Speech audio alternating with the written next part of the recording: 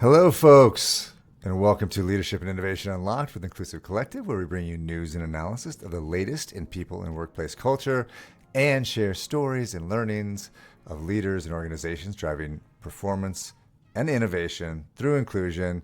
I'm your co-host, Rob Hadley, a people and culture strategist specializing in operational excellence and organizational cultural transformations. I am joined by my dear friend, Dr. Nadia Butt, a Oh, workplace culture strategist and talent development consultant. Nadia, how are you? hello. I'm great. How are you doing? What's going on? I Rob, am did you great. are you? I've been dying to talk to you about this. Did you hear about MySpace making a comeback? I did. And I don't think, I may have actually had a MySpace page, but I Did did you? not, I was Or you not didn't? Oh, active you on didn't. it at all. Like I skipped right Oh, through okay. MySpace and went straight to, what's it Like called? Facebook? Facebook. And, Yeah, what's it called? I You hate the I hate socials. I hate Facebook, but um, but yeah, did you have did you have like Oh, a of MySpace course I page? did. Yeah, of course I did. I would like update it and like, you do like your top like what? It was like your top 8 or Yeah. 10 like favorite people and it was like, running playlists of like who were your best friends that week. Oh, um you. so it This was is where like you got the concept from of rating your oh yeah. friends. Oh yeah, rating the hierarchy of friends for sure. I mean, it was like wild. And I remember you could like post like your favorite pictures and you'd post like the song you were listening to at that point. I mean, it was a Yeah, thing. I think people are. There's definitely a demand. It'd be interesting if they could seize the opportunity, but there's definitely a demand for those things. Which I mean, like, what is Facebook even do at this point, right? Like, it's like you I look at it, know. it's all ads, it's all people that like. You're like, why is this showing up for me? It's awful. Yeah. It's like It's like it's a terrible very experience. And so I think it's there's like a it's the boomer way to stay connected though, because like it my is. It's parents are mostly older it's folks. It's people boomers. that are older than me, Totally. which is like it's not cool. If Yeah. you're older than me, it's very hard to say cool. So anyway, Nadia, I'm excited. Yeah. I will hopefully show up somewhere in that top 8 ranking of friends for you. Always. Oh yeah, you're up What do there. we tell folks what we have lined up for today? We're really excited. We are joined today by Saadia Khilji. Saadia is the Global Chief Information Officer at Coveros. As CIO, she shapes and executes global IT strategy with focus on the implementation of infrastructure, advanced technologies, and systems to drive continued growth and operational excellence.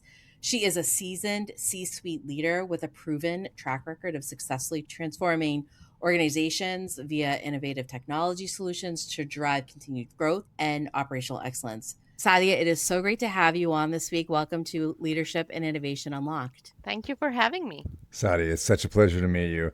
I'm so happy you're here today.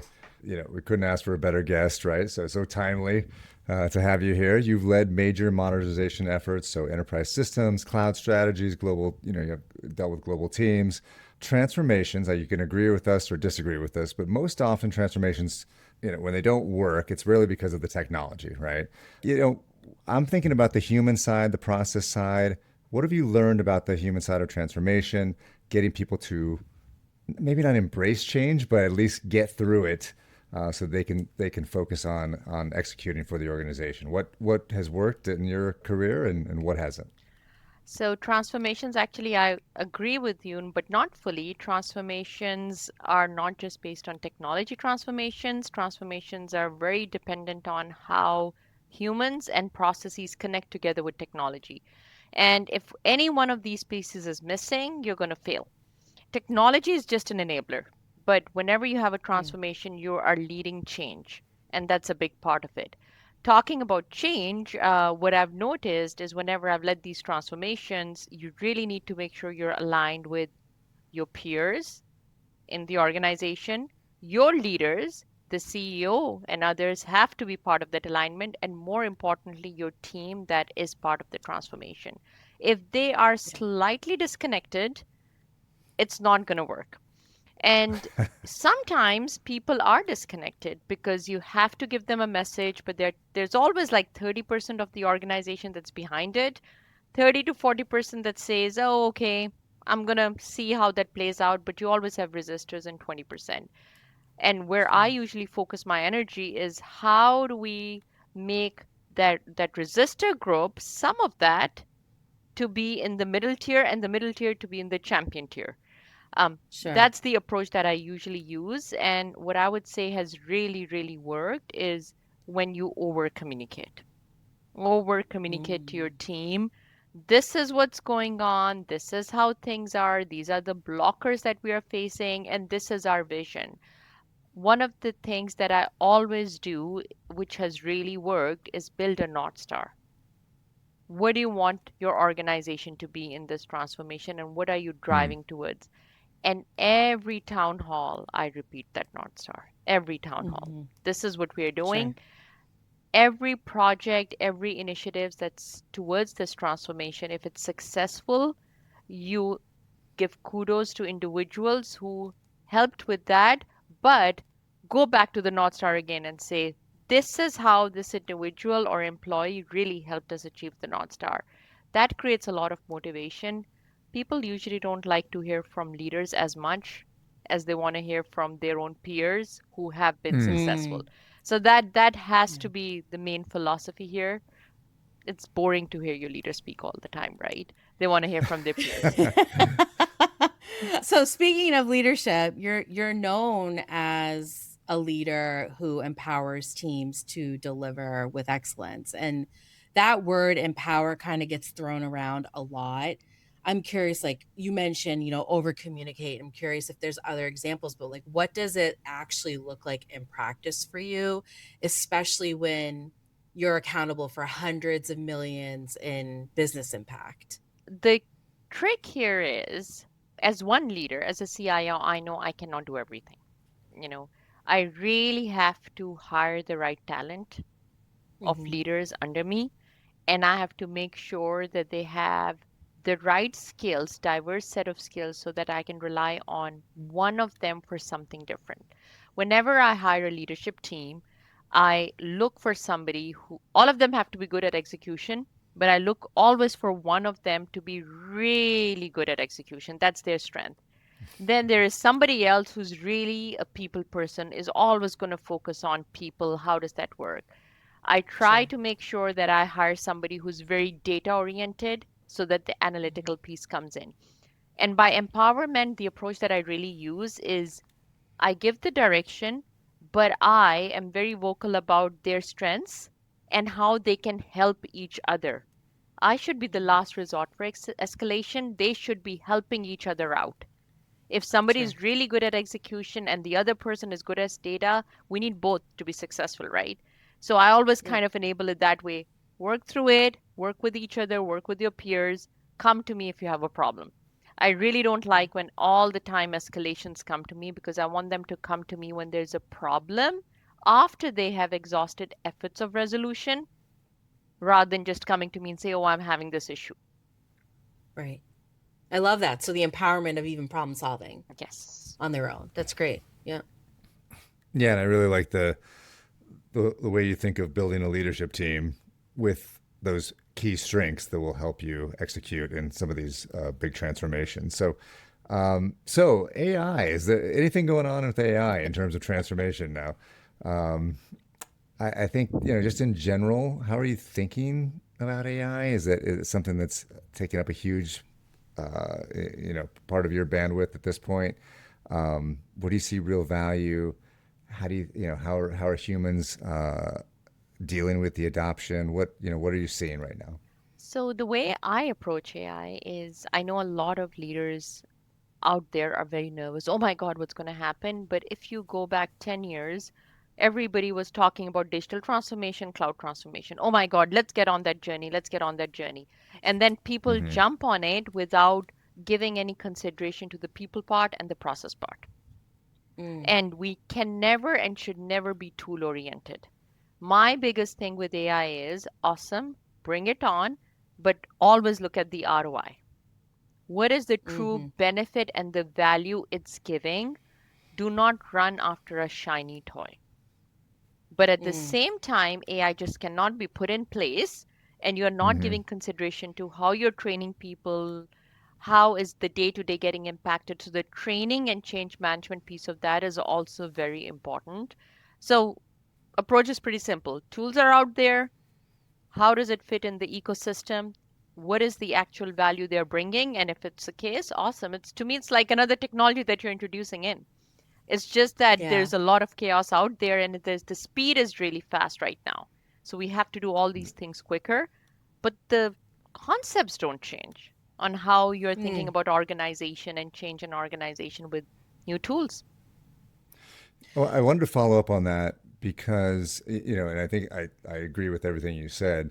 I'm wondering if we're drifting to a point where, so like when we had the big cloud transformation, as an employee, I didn't necessarily have an opinion formed about cloud, right? As it came to me, it was like, oh, we're going to do cloud, right?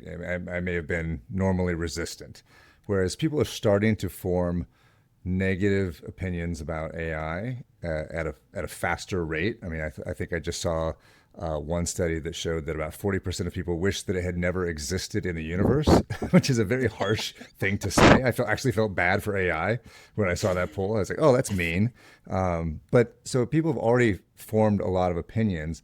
And are you seeing that? Is I guess my question. It's you're going to see all kinds of reactions. There are people who are going to be passive resistors because there is a fear what's going to happen to my job. But you're also finding a lot of people who are actually curious to see how it's going to work. And they're Mm-hmm. getting in there and learning about it. And some of them are doing it too fast that they're not even waiting for the IT organization to make a decision and roll something out. So, So it's right. it's it's the same. It's all over. But I think there's a way to deal with it, right? If you just start making decisions, we're going to throw this tool out and people do not even know what it's going to do. It's having a direct impact to their role. Of course, they're going to resist. So, as a leader, Mm-hmm. my role is to not just throw tools at them, but to make sure they understand how to use, what to use, and if it's actually adding value.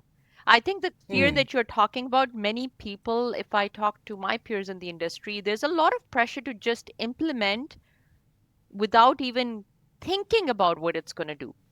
And if Hmm. you're on Yeah. the receiving end of that, you're going to be very fearful. Right. Yeah, that's very true. It's all change management at that point, right? That's really great. I'm curious. You're active in mentoring a lot of rising IT leaders and advocating for diversity in tech. You are a woman and a South Asian woman who's reached the top of a field where that's still, I think, still very, very rare. I'm curious, like, what advice would you give a woman that's navigating their way up into leadership? And then what do organizations still get wrong about developing tech talent in general, and particularly women in tech? Oh, that's a very loaded question. So I know. let me start. You can take it piece by piece, Yeah, sure. it's like piece by piece. There's a lot. So I think the advice that I would give is, first of all, I think when people look at a success, they always look at the tip of the iceberg. There is a lot that goes behind it. I would say for women, especially in tech, for any growth, resilience is the key. You just don't give up. Mm, There are going to be a lot of people who are going to pull you down throughout your career. You just do not give up. The other thing that I would give, advice that I would give is be very open to constructive feedback. Don't let mm, your ego come in the way. And I think this goes without gender. yeah, Don't let your ego come in the way because constructive feedback, if somebody's giving that to you, you may not agree with it, but there has to be some level of truth in it that will allow you to sure. take a step back and reflect, oh, what can I do differently here? Resilience, do not get discouraged. It's not a straight path. Hmm. And, Right. always go for constructive feedback. And when you're resilient, you start showing your value and you start figuring out this is what I'm going to learn and this is how I'm going to go grow in this path. Hmm. Your second question was about what do organizations still get wrong growing tech Yeah, talent? I get wrong about developing talent in this space. Um, I think we organizations have a long way to go. Um, there is still And I've seen that around throughout my career. There is still that bias, subconscious bias that I truly believe if you're a brown or a person of color or a woman, I s- I know that I've had to work 2 or 3 times as hard compared to others. Hmm. That is real. That happens. Yeah. I had to put more effort, make put an extra effort to make my voice heard, to build a reputation, while Hmm. some people are starting from a different part of the journey and it's a little easier for them. So I'm Sure. not saying anything against them. Everybody has to reach a finish line, but they have different starting points. So I Sure. think when you're a person of color, your starting point is really behind. Yeah. No, that's fair to say. So, what can organizations do? How can they continue, especially in this landscape where some efforts related to even diversity, equity, inclusion have sort of shifted away as a priority? Some have remained it as a priority, but what can organizations do to continue to focus on that talent and keeping even women in tech space and making sure people there's not high turnover in women in tech or making sure people of color remain in tech? Is there anything that you would offer for organizations to consider? Listen, listen to your employees. And I think this goes beyond just people of color or women in tech.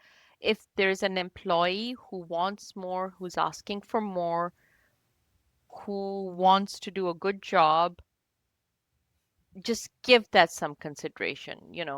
And another thing that leaders need to be trained on. A lot of people are good leaders when it comes to execution, but when Hmm. it comes to identifying the strength of an employee, Mm. they just can't do that because they're really focused on either managing up or managing sideways.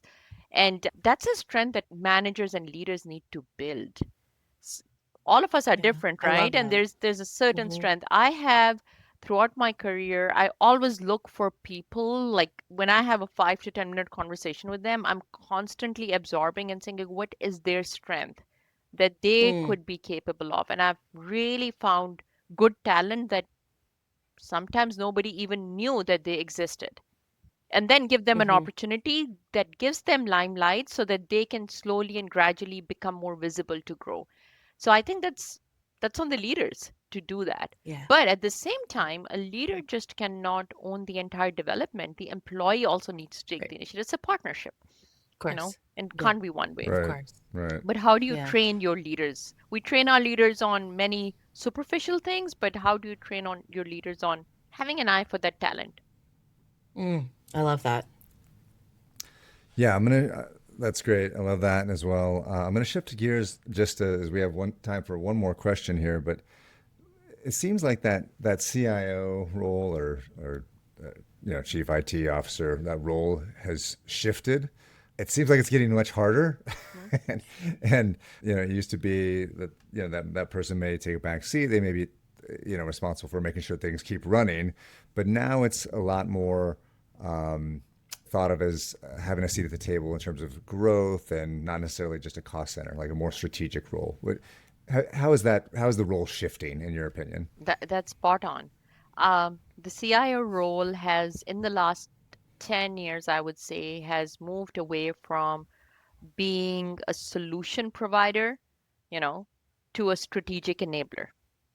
And it is extremely critical. And I think a lot of business leaders have realized that they need to give their CIOs a seat at the table in because everything is driven by tech. When they're Hmm. talking about profitable growth, when they're talking about how to build excellence in operations, you cannot do that without the technology organization, and you cannot consider IT to be a cost center.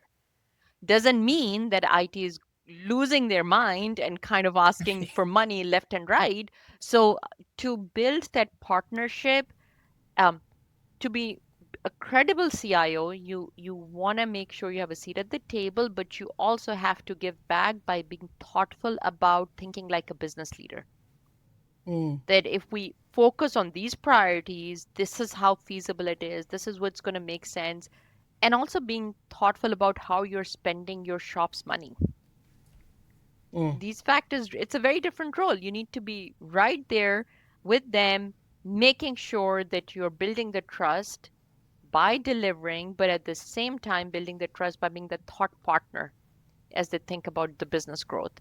And then at the same time, making sure you're managing it effectively. Because one of the other things that a lot of business leaders are always concerned about if IT keeps asking for money all the time. So you really need to prioritize and focus on where is it going to bring the most value to the organization. That's how Sure. you lead a conversation with them. I love that. Such great takeaways, very thoughtful discussion.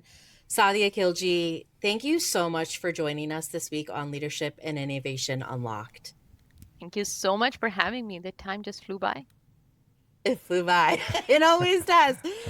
Stay with us, folks. We'll be right back for our Con Reflections. Welcome back, folks. We just finished chatting with Saadia Khilji. Rob, I feel like we talked so much about like AI and transformations and culture. It like revives me every single time we talk to another person who does this work. What were some of the things that stuck with you in our conversation with Saadia? Well, she reminded me of some of the really good leaders that I've worked with in the way that, Yeah. as you know, she runs a big organization, and her focus, even when they're sitting there trying to execute, she talked about execution being a given, but I'm always looking for everything else, right? I'm looking at how people Yeah. are, how are we interacting? What are we learning from this person? What are their strengths? And then she Yeah. talked about organizing her leadership team for the things that everyone, and using that diversity of strengths to build out a group that can actually support the organization through transformation, which I thought was really cool. So I just, I told her I think I'd Yeah. love to work for her. I know. It wasn't an open, not really, but she's the kind of person that you would be happy to work with. 100%. I mean, I think that stayed with me too from the conversation with Sadia. Like she's led technology transformations worth hundreds of millions of dollars, and when we asked her about like what's the key to her success, and she didn't say like the systems or the strategy. Well, she did. She talked about the North Star and aligning people with communication, but like she really talked about people Mm-hmm. and identifying their strengths, right? Like you said, and leveraging that. And I think that's it. Like that's the unlock. Like the best leaders don't try to fix what's missing. They look to amplify like what's already there. And I think like technology may power the transformation, but like people are the transformation, Rob. Wow. You put a bow on that, right? Like, Did you love that or what? we should, Yeah, it we was should great. put a bow on it. We should stop the season right now. We've figured out, Boom.